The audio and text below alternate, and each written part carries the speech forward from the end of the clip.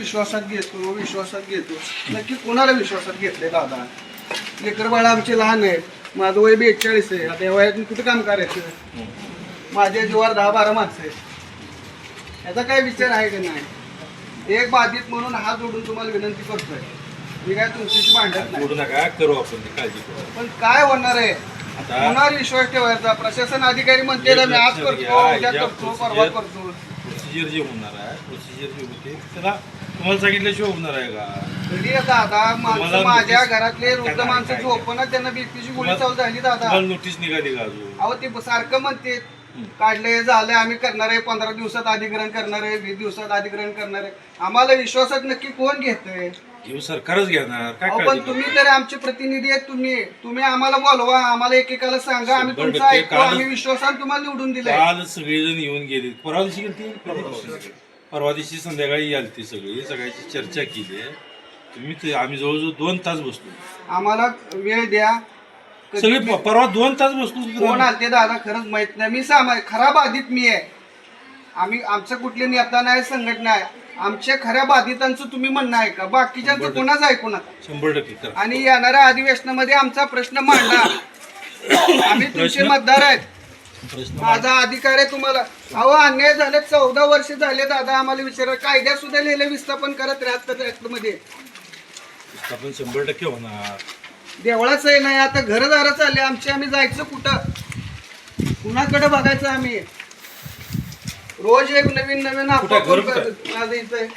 बारीक पैसे 2 घर माझे बाजू. दुकान पण आहे माझं. दुकानाने घर दोन्ही आहे का? दोन्ही आहे दादा माझं. आपण करून घेऊ.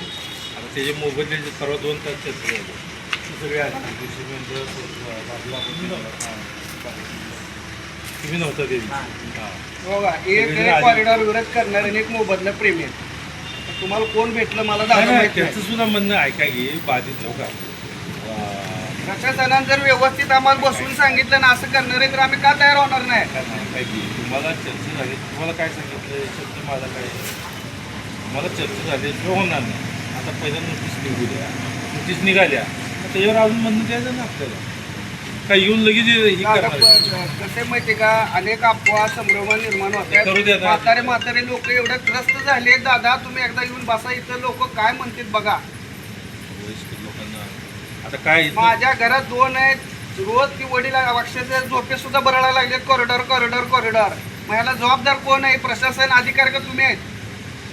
ठीक आहे, आपण करून घेऊ. आहे. त्यांनी म्हणतात की आम्हाला विश्वासात घेऊन करा. 100% जे बाधित आहेत त्या त्यांना सगळ्यांना विश्वासात घेऊनच त्या कॉरिडॉरचं त्या ठिकाणी काम होणार आहे. आणि नक्कीच त्यांचंही म्हणणं त्या ठिकाणी सांगण्यासाठी सरकारने या ठिकाणी ज्यावेळेला नोटीस निघतील त्यावेळेला त्यांचंही म्हणणं त्यावेळेला होऊन जाईल. त्यांचा दुसरा असा आरोप आहे की आम्हाला आजपर्यंत कधीच विश्वासात घेतला नाही, नुसतं कॉरिडॉरची चर्चा चालू आहे. कॉरिडॉर जे बाधित आहेत त्या बाधितांना माननीय कलेक्टर महोदयांनी त्या ठिकाणी सगळ्यांना बोलवलं आहे. त्यांच्या बैठकासुद्धा घेतलेल्या आहेत. आणि याच्यानंतर जर काय गरज लागत असेल त्या ठिकाणी माननीय मुख्यमंत्र्यांना सांगून, कलेक्टरांना सांगून अजून त्या ठिकाणी बैठक केली आपण त्याची. त्यांनी तिसरी मागणी अशी केलेली आहे की मुख्यमंत्र्यांबरोबर त्यांची चर्चा करायची इच्छा आहे. 100% काय आता वारीला तर येणारच आहेत. तशी गरज लागली तर माननीय मुख्यमंत्र्यांशी चर्चा करू आपण ती. आणि दुसरा असा एक प्रश्न आहे की विठ्ठल मंदिरामध्ये सध्या VIP दर्शन जे चालू आहे, अपंगाला सोडलं जात नाही आहे. आता वारीची जवळजवळ 18-19 तासावर बारी गेली आहे. दर्शन करायला याला 18-19 तास लागतात. त्यामुळं प्रशासनाचं मंदिर समितीलाही तशा पद्धतीने सूचना दिलेल्या आहेत. वारकऱ्यांना लवकरात लवकर हे दर्शन व्हायला पाहिजे, कमी वेळेमध्ये व्हायला पाहिजे, यासुद्धा सक्सेस सूचना दिलेल्या आहेत. मागच्या वारीच्या वेळेला एवढी मोठी वारी असतानासुद्धा आपण 8-8 तासात दर्शन करत होतो. परंतु आता 18-18 तास लागायला लागलेत. त्याबद्दलही त्या ठिकाणी सूचना दिलेल्या आहेत.